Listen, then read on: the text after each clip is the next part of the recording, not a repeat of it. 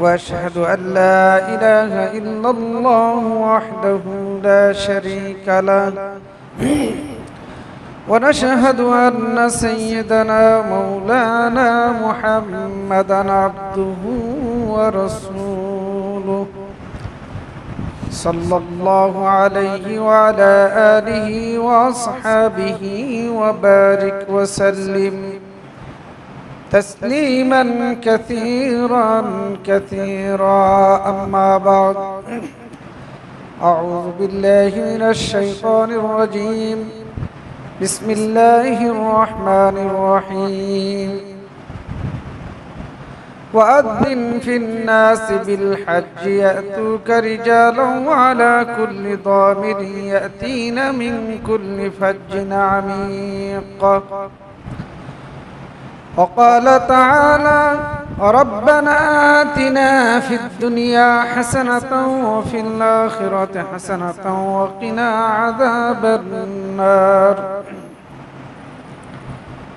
قال رسول الله صلى الله عليه وسلم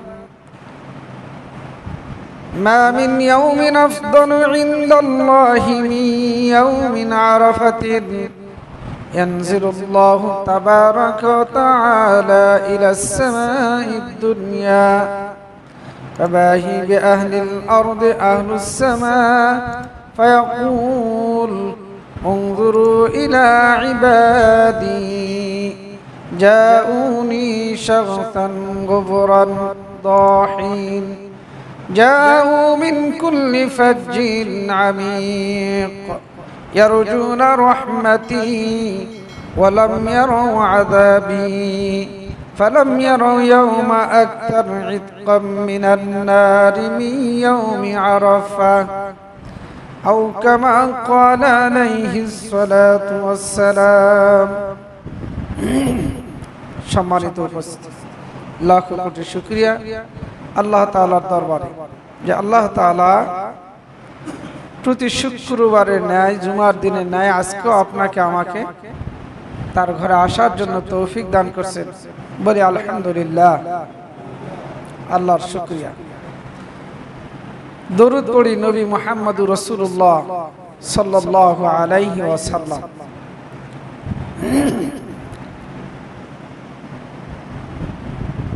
হজের মাস চলতেছে কিসের মাস হজের মাস চলতেছে হজের মৌসুম হাজী সাহেবরা অনেকে চলে গেছেন আবার কেউ যাইতেছেন যাবে আল্লাহ সুবহানাহু ওয়া তাআলা আপনাকে আমাকে যে কোরআনুল কারীমের মধ্যে বিভিন্ন ইবাদতের কথা বলেছেন যেমন নামাজ মানুষ ঈমানের পর মানুষ কি পড়বে নামাজ পড়বে এই নামাজের সম্পর্কে কোন সূরা কিন্তু কোরআনুল কারীমের মধ্যে নাজিল হয় নাই আয়াত নাজিল হয়েছে কি নাজিল হয়েছে আয়াতে কারিমা নাজিল হয়েছে অনেকবার 82 বার আকিমুস সালাহ ওয়া আতুজ যাকাত যাকাতের ব্যাপারে আয়াতে কারিমা আল্লাহ তাআলা কোরআনুল কারীমের মধ্যে নাজিল করেছেন রমজানুল মুবারক এই সম্পর্কে আল্লাহ তাআলা কোরআনুল কারীমের মধ্যে আয়াতে কারিমা নাজিল করেছেন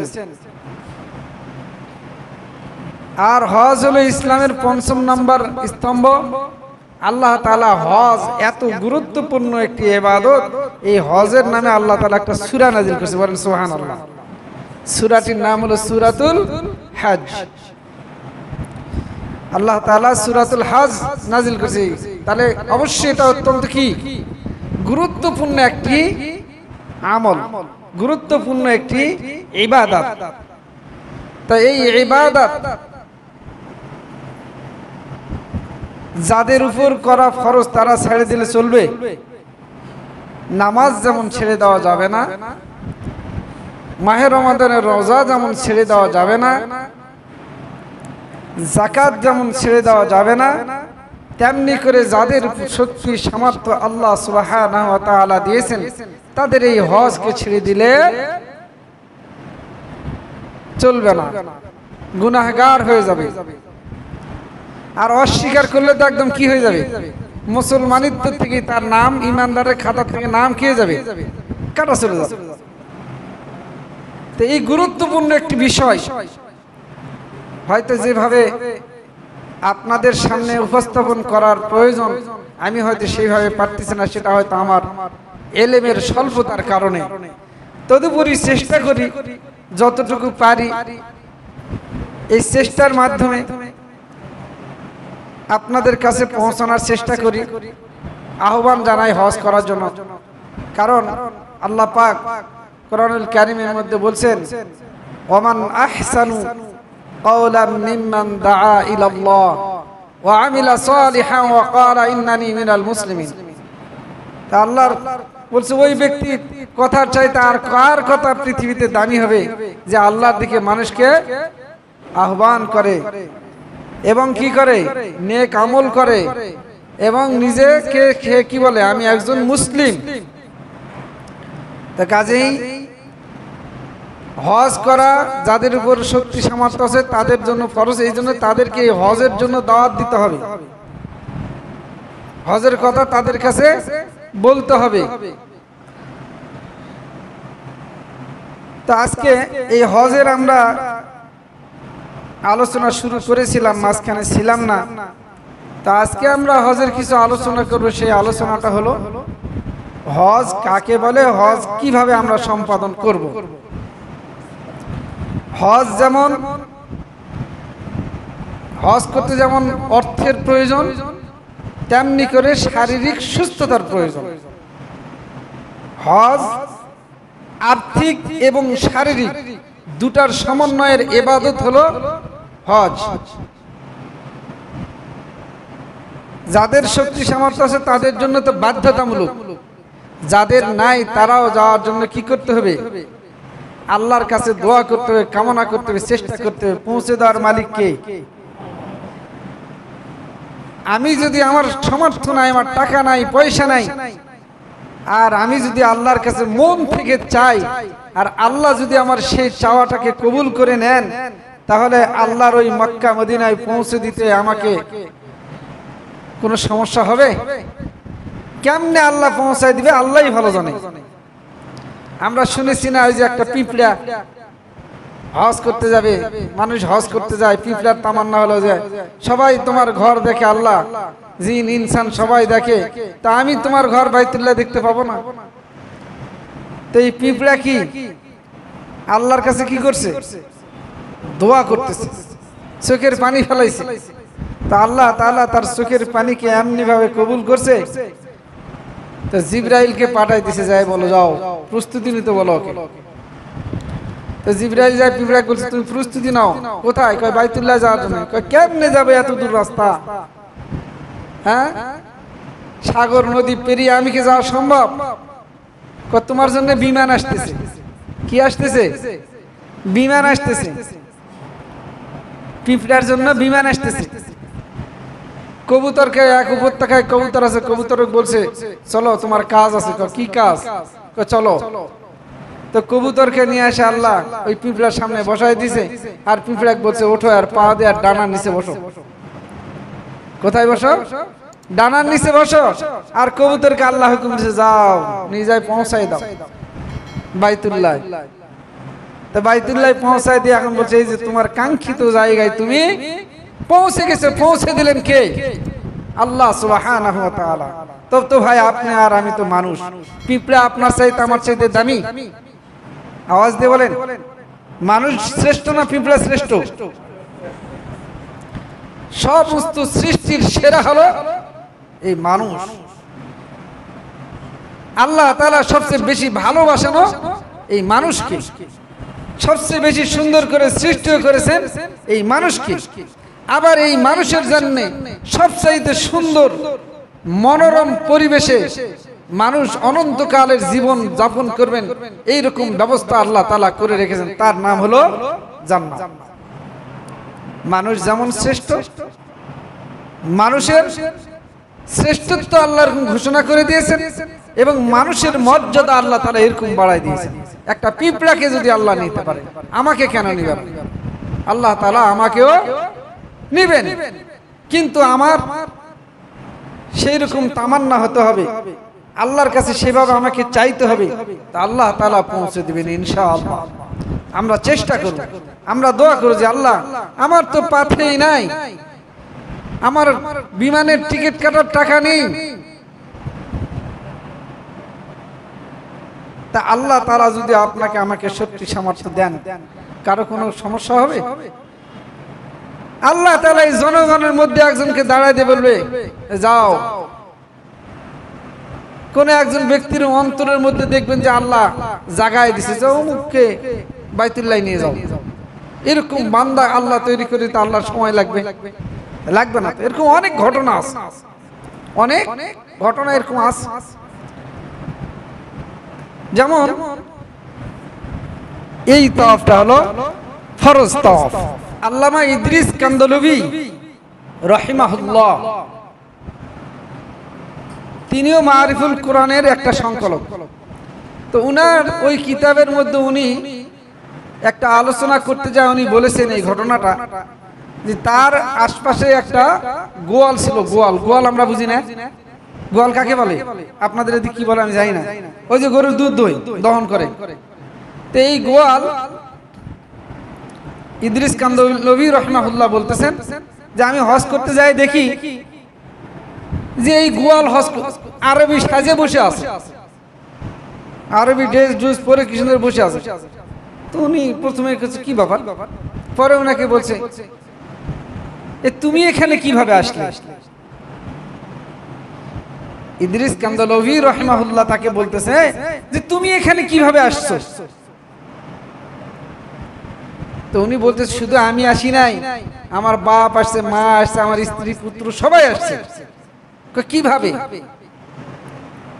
তো উনি বলতেছে প্রতিদিন যখন ওই যাই নামাজ বিছাইয়া নামাজ পড়ার জন্য দাঁড়িয়ে যেতাম, যাই নামাজের মধ্যে বাইতুল্লাহর ছবিটা আমার চোখের সামনে ভাসতো। আল্লাহর কাছে কেঁদে কেঁদে বলতাম, এ আল্লাহ এই কাপড়ের মধ্যে অঙ্কন করা বাইতুল্লাহর ছবিটাই কি শুধু আমি দেখব? তুমি কি পারো না মাবুদ আমাকে তোমার ওই অরিজিনাল বাইতুল্লাহ নিয়ে যেতে? তো এই বাইতুল্লাহ দেখতাম, নামাজ পড়তাম, আর চোখের পানি ফেলতাম, আর কাঁদতাম, আর বলতাম যে আল্লাহ তুমি তো পারো ওই বাইতুল্লাহ আমাকে পৌঁছা দিতে। আল্লাহ শুধু এটাই কি আমি দেখবো? আমি কি তোমার ওই বাইতুল্লাহ দেখতে পাবো না মাহবুব? প্রতিদিন এরকম দোয়া করতাম। তো এরপরে দেখলাম যে আমার টাকা নাই, পয়সা নাই, প্লেনের টিকিট নাই, তো কি হয়েছে? আমার তো পা আছে দুটা, এই পা দুটা হাটে কি করছে? বলছে যে ওই সমুদ্রতে তখন জাহাজ যেত, জাহাজে করে। তো এই হাজী সাহেবরা যে জাহাজে যাবে, বলছে আমি ওই পর্যন্ত হাঁটতে হাঁটতে ওখানে গেলাম। কেন গেলাম? আমি হয়তো বাইতুল্লাহ পৌঁছতে পারবো না, কিন্তু বাইতুল্লাহ যারা যাবে, যারা দুই চোখ দিয়ে বাইতুল্লাহ প্রাণ ভরে দেখবে, তাদেরকে তো আমি দেখতে পাবো। সুবহানাল্লাহ, কি আকাঙ্ক্ষা! এরপরে হাটে সে সেখানে গেছে, তো যায় দেখে ওই যে হাজীদের মাল সামানা উঠাইতেছে শিপের মধ্যে। এখন উনি যায় দাঁড়াচ্ছে, তো যিনি যারা মাল উঠাইতেছে ওই কর্মীগুলো, ওদের তো উর্দি পরা আছে, ভিন্ন পোশাক আছে। তো ওই এক ব্যক্তি করছে মাল নামাইতে আগে একটা ভারী ব্রিফকেস নিয়ে পড়ে গেছে, পড়ে যায়, পায়ে আঘাত লাগে।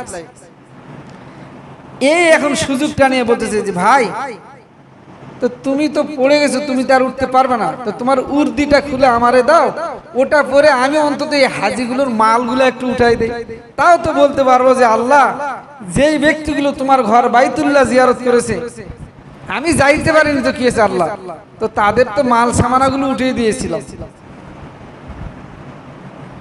এরপরে ও আমাকে তার উর্দিটা খুলে আমাকে দিল। আমি বলছি বেতনটা তুমি নিও, বেতন আমাকে দিতে হবে না। এবার মাল উঠানামা করতেছে, উঠানামা করতেছে, উঠানামা করতে করতে এক সময় শিপ ছাড়ে দেওয়ার সময় হয়ে গেছে, শিপ ছাড়ে দিচ্ছে, বুঝতে পারতে পার। তখন সে কি করছে, তার বলছে এ ভাই শিপ তো ছাড়ে দিল, তো তোমার উর্দিটা তুমি না, আর ওই টাকা নিয়ে তুমি বাড়ি চলে যাও, আমি দেখি সারাকি তালাই করে এর মধ্যে যেতে পারি কিনা। এর মধ্যে কখনো বাদামালা সাইছে, কখনো ওই হাজিদের খেদমত করে ওকে খাওয়ায়, এভাবে ওদের সঙ্গে খাওয়া দাওয়া করতে করতে কয়েকদিন পর অ্যালাউন্স হচ্ছে জিদ্দায় পৌঁছে গেছে। তো জিদ্দায় পৌঁছে যাওয়ার পর সন্ধ্যা হয়েছে, সন্ধ্যার সময় পৌঁছে গেছে। তো সবাই তো তাদের কাগজ আছে, পাসপোর্ট টাসপোর্ট নিয়ে তারা লাইন ধরছে, কাস্টম পার হবে। আর ওই বলতেছে আমার তো কিছু নাই, আমি কেমনে পার হব, আমি তো ধরা খাই যাব। তো শিব যখন এখানে দাঁড়াছে, ওই সাগর ঝাঁপ মারছে। সাগরত তো আমাকে আর কেউ ধরতে আসবে না। ওই সাগর ঝাঁপ মারে, সামনে উঠে যায়, দেখে একটা বাড়ির মধ্যে একটা ছোট বাচ্চা কাঁদতেছে, খুব কান্নাকাটি করতেছে। আর ওই বাড়ির লোকগুলো ওই বাচ্চাকে থামানোর জন্য চেষ্টা করতেছে, থামে না। তখন উনি দরজায় যায়, কি করছে, টক টক টক টক আওয়াজ যখন দিয়েছে, বাড়িওয়ালা বলছে কে, তো তার আরবি বোঝে না, কি বুঝাবে। এখন এই বাড়ির লোকটা কেন আর স্ত্রী স্তনে দুধ নাই, ওই গরুর দুধ দুইতে গেছে, দুধ দুইতে যায়, দুধও নামে না, গরু লাগতে যায় খালি, বাচ্চাও থামে না, কি করবে। তখন ও বুঝাইতে চাচ্ছে, এখানে যায় এরকম করে ইশারা বোবা মানুষের মতন বুঝাচ্ছে, যে তার ভাষায় বুঝাচ্ছে, আরে ওটা তোর কাজ না, ওটা আমার কাজ, তুই বালতি নিয়ে আমি ধুয়ে দেবো, এরকম করে তাকে বুঝাইছে।